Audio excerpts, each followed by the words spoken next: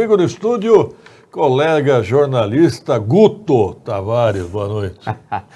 Muito boa noite, Pedro Notaro, colegas do estúdio. Boa noite especial, audiência que está na TV Guarulhos e também nas redes sociais. Tá certo. Quais as novidades? Pedro, eu começo falando hoje de uma greve que está acontecendo na Fundação Casa em todo o estado de São Paulo. Guarulhos tem 3 unidades ali na região dos Pimentas e com cerca de 150 a 200 agentes de apoio que estão participando desse movimento de greve.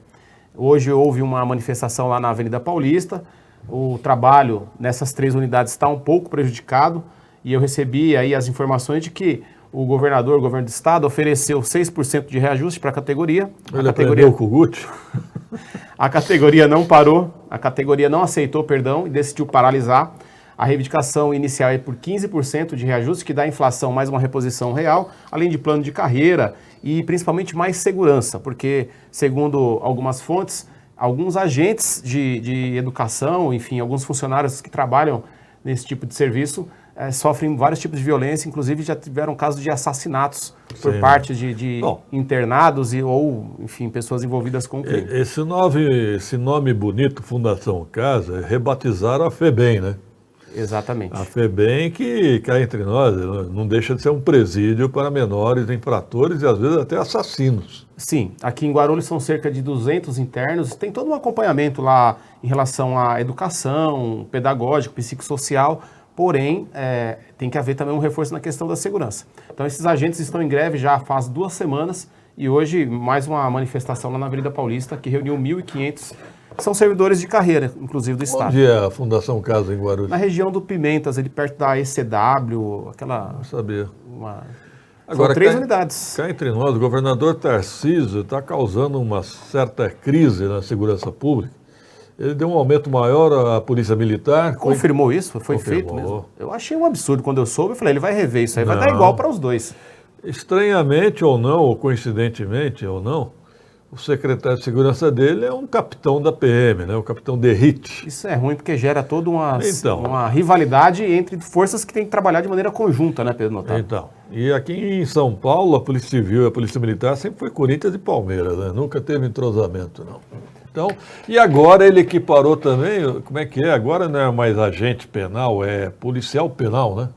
Sim. Então agora essa categoria se enquadra em policial penal? Não. Eles não são da área da segurança. Então. Inclusive a segurança nessas unidades da Fundação Casa aqui na cidade de Guarulhos são feitas por empresas terceirizadas. Não há sequer agentes armados nesses ambientes.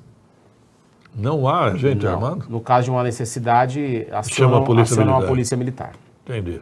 Que mais, Guto? Um outro assunto, Pedro, para dar um retorno aqui. Na semana passada nós trouxemos aqui uma situação muito ruim que estava acontecendo lá no Santa Rita, no bairro Jardim Santa Rita, na passagem Antônio Nunes da Silva. Nossa. Olha como é que estava isso aí. Depois da reportagem aqui exibida no Radar de Notícias, no dia seguinte, agentes da prefeitura estiveram no local e durante a semana foi realizada uma limpeza ali no local. Bem melhor, hein?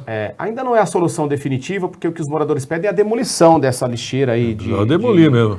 De bloco e tal, e laje por instalação de caçambas para facilitar a remoção dos lixos, né? Eu não entendo o seguinte, destruir é tão fácil, por que não derruba isso aí? Basta uma reta escavadeira aí. Agora, produção, deixa eu ver aquela espada de São Jorge lá que colocaram ali. Olha, Carlos, alguém supersticioso foi lá. Então, mas aquilo lá é medonho, hein, não tem iluminação, então a reivindicação da população continua pela demolição dessa infraestrutura que é feita de alvenaria e instalação de caçambas. Porém, a gente também agradece aqui porque deu resultado após a notícia repercutir aqui no Radar de Notícias. A prefeitura foi até o local e executou o serviço. Eu enviei um questionamento para a Secretaria de Imprensa, né, para a assessoria de imprensa da prefeitura e teve realmente uma resposta aqui. Eu não vou ler tudo, mas vou registrar aqui um trecho que, em atenção à demanda, a Secretaria de Serviços Públicos informa que a coleta de lixo no local ocorre às terças e quintas-feiras e também aos sábados. A imagem anexa evidencia tal serviço realizado nesta terça-feira. Então, fizeram lá um recolhimento desses lixos e a gente espera que isso não seja uma solução paliativa apenas, né? Mas que seja uma solução de fato. A assessoria de imprensa deu a entender que houve a coleta normal e resolveu. Foi isso? Foi isso que eu entendi. A lixeira em alvenaria foi construída de forma irregular por particulares, apesar de haver containers no local para atender os moradores das residências às quais o caminhão da coleta não tem acesso. Porque tem uma parte que o caminhão não chega e precisava deixar ali. É importante ressaltar que a manutenção da higiene no local, de forma a evitar acúmulo de lixo, mau cheiro e animais transmissores de doença, depende também da colaboração dos moradores. A mesma regra se aplica aos endereços em que a coleta ocorre por containers. Então, foi uma construção particular, segundo aqui esclarece a assessoria de imprensa. Eu adoro essas respostas do poder público, assim, tipo assim, olha, se a população colaborasse em tudo, não precisava de polícia. Concorda comigo? Se todo mundo dirigisse corretamente, não precisava de agente de trânsito. Vamos falando aí, que mais? Por aí vai, né? Se as pessoas estudassem em casa, não precisava de professora, todo mundo autodidata. Essa é a resposta do poder público para tudo. A população, mas hoje, hein? Nós temos poder público realmente e principalmente para isso. É para interferir onde o ser humano não consegue, né, conviver ou praticar ou fazer boas práticas. Né? Fala, Guto. Bom, falar um pouquinho agora de segurança. Tem acontecido em várias regiões da cidade e eu tenho conhecimento mais específico de 3 casos na região do Taboão, no Jardim Paraíso, em supermercados da região, onde idosos vão até lá para sacar um dinheiro no caixa eletrônico, geralmente caixas 24 horas, e sofrem um golpe. Há um gatuno lá que fica de olho no idoso, que tem dificuldade de usar o cartão, aí chega lá fingindo que vai ajudar, e essa pessoa tem uns 20 cartões no bolso. Ela fica de olho na senha, e aí vai lá, ajuda o idoso até a fazer o saque, entrega o dinheiro para ele, aí troca o cartão, fica com o cartão dele, dá um cartão semelhante, fica com a senha. E aconteceu semana passada, uma senhora de 63 anos foi vítima desse golpe, teve boa parte dos seus recursos ali roubados, inclusive que usaria para comprar remédio, ela que está passando por tratamento contra o câncer, e fica esse alerta, né? Você que tem idoso em casa, ou então você que é idoso, o senhor que é idoso ou idosa está acompanhando, não aceite ajuda de estranhos, se procurar sacar, se precisar sacar, vá até uma agência bancária ou até uma lotérica, mas ali naqueles caixas 24 horas é bem difícil. Ou então leve alguém da sua família, da sua confiança para te ajudar. Mas ninguém filmou? Não tem filmagem de segurança? Então, é interessante que, nesses casos, as vítimas façam um boletim de ocorrência, que muitas vezes não fazem. Né? Se sentem ali desconfortáveis, se sentem até envergonhadas, às vezes, sabia, Pedro, de ter sofrido um golpe desse. Geralmente são pessoas muito humildes, mas fica a dica, tem que fazer o boletim de ocorrência para que a gente possa, aí sim, questionar a Polícia Civil como é que estão as investigações. Onde foi isso? Foi no Jardim Paraíso, no caixa eletrônico, em um supermercado da região. Já é 3º caso em menos de um mês. Qual supermercado? O GG. O supermercado tem que também ficar de olho, né?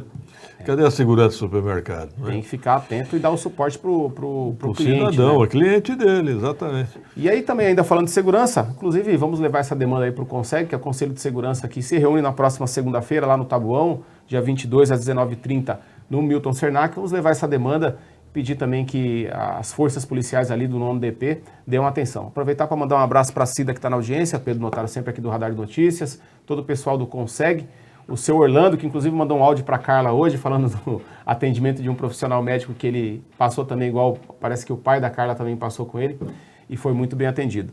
Então, na segunda-feira, dia 22, é a posse do CONSEG Taboão, no Milton Cernac, às 19h30. Pedro Notaro. Que mais? Bom, agora a gente traz aqui uma reportagem sobre segurança viária. A população na região do Taboão também, ali na Rua do Araújo, reclama de uma via que tem aproximadamente 800 metros e não tem sinalização viária, não tem faixa de pedestre, e os veículos passam em alta velocidade. Essa via foi recentemente recapeada e está precisando de ampliar a segurança viária ali. O Rafa deve ter no ponto aí. Solta aí, produtor. Audiência da cidade de Guarulhos, público do Radar de Notícias. A prefeitura tem recapeado algumas ruas e avenidas em toda a cidade.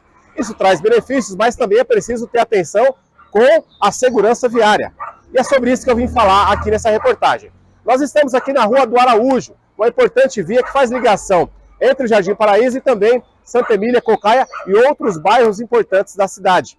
Ocorre que após o recapeamento que foi feito aqui no final do ano passado, os veículos que trafegam por aqui passaram a circular em alta velocidade, como essa moto que você está vendo passar aí.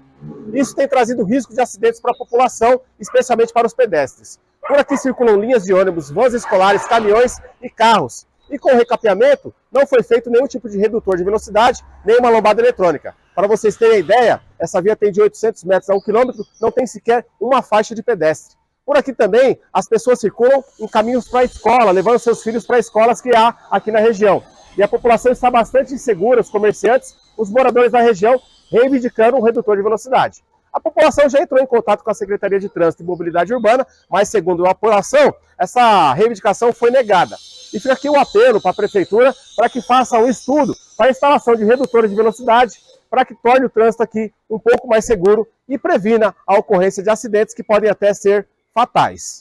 Eu sou o Guto Tavares, para o Radar de Notícias. Pessoal quer lombada, Guto, é isso? Sim, lombadas e faixas de pedestre, porque é uma via muito longa. Eu sei que tem todo um estudo técnico que é feito por engenheiros de trânsito, de tráfego, para averiguar se ali realmente é adequado colocar e qual é o tipo de sinalização viária que tem, mas eu, inclusive, circulo sempre por ali. É uma via muito longa e a gente vê alguns absurdos. Caminhões passando em alta velocidade, não tem uma faixa de pedestre durante toda a sua extensão. Uma via de 1 km sem uma faixa de pedestre, é horrível. Eu sou leigo, não sou técnico, mas eu acredito que seja necessário ter. O problema também é se às vezes você instala uma faixa de pedestre num local que não é adequado, também o pedestre pode confiar na faixa e ser atropelado. Mas fica aí essa reivindicação dos moradores que alegaram, né? Alguns alegaram que já entraram em contato, já reivindicaram, mas até o momento não tiveram retorno dessa demanda, Pedro Notaro. Fabiano está dizendo o quê? Estamos largados e morrendo dentro da instituição Fundação Casa, né? O governador tem um desafio, né? Tem um desafio. Obrigado, Fabiano, pela mensagem. 18h39, tem um protesto marcado para amanhã, né, Guto, dos servidores públicos? Eu conversei mais cedo com o Pedro Zanotti, o presidente do sindicato, né, do STAP, e acabei não pegando esse detalhe com ele. Mas a gente percebe que há algumas movimentações. Aqui no bloco anterior, o nosso amigo Virgílio Rocha até trouxe a informação de que a prefeitura fez uma segunda proposta, né? 1% também. 4,87 para 6 é 1,13, é isso? Aí você me pegou no ar. 1,13. Ô, Guto.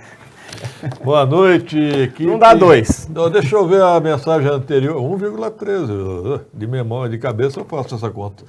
No domingo à noite, um catador de reciclagem subiu no poste para furtar fios e foi morto eletrocutado no Jardim São João. Inclusive morreu em cima do poste. Adalto Scapini. Tragédia, hein? Tragédia, hein? Também. Aí se submeter a muito risco. São verdadeiros zumbis, né? Furtar fio de poste. De alta tensão. Pedro, enfim, não gostamos de julgar ninguém, mas precisa ver também a condição psicológica que estava essa pessoa no momento, uso de droga, porque é um negócio muito desesperador fazer isso, né? Roubar já é muito errado. Imagina você subir em cima do poste para roubar um fio de eletricidade. Pedro e Guto, a rua Sebastião dos Santos, aqui no Continental 1, tem 40 dias que foi, o quê? Recapeada, né? Mas já está soltando tudo. Getúlio Freire. Decapitada não, cortaram a cabeça de ninguém não, mas foi recapeada. Mas deu para entender. Jardim Presidente Dutra, meu bairro natal, Joseval Queiroz. Estou sabendo que vão fazer uma reforma lá na Praça Orobó, hein, Guto? Bom, Pedro? Muito bom. Tem uma reforma na Praça Orobó. Que bom. Aliás, aquela praça regrediu, né? Você sabe que na minha época tinha grama ali? Podia colocar um sintético agora lá, né? Seria bonito. Seria muito bonito. Muito bem, obrigado, Guto. Espero que a reforma torne aquele ambiente mais prazeroso para a população. Região muito movimentada, Pedro. Ali no final de semana, sábado e domingo, é o point do Presidente Dutra e a Praça Orobó. Você sabe que eu pratiquei na infância lá tênis e mesa, pratiquei voleibol, pratiquei futebol. Quer dizer, a gente tinha um esporte ali. Hoje em dia está resumido ao futebol, que é um esporte popular, mas não pode ser só futebol, né? Tem que ter outras modalidades também, até para despertar novos talentos. Aquela Praça Orobó, você pensei o seguinte, se não for para ser grama sintética, poderia ser areia, né? É que para quem joga futebol, o campo de areia ele não é muito bem-vindo, naquelas dimensões não tem condição. Aí o terrão teriam que ser 2 campos ali para se fosse de futebol de areia. Mas aquele terrão que tá lá, meu amigo. A poeira come solta e... Tá louco. Aquela terra vermelha, conheço muito bem. Até a próxima, Guto. Até amanhã. Amanhã você vai? Até amanhã, Pedro Notaro. Até amanhã.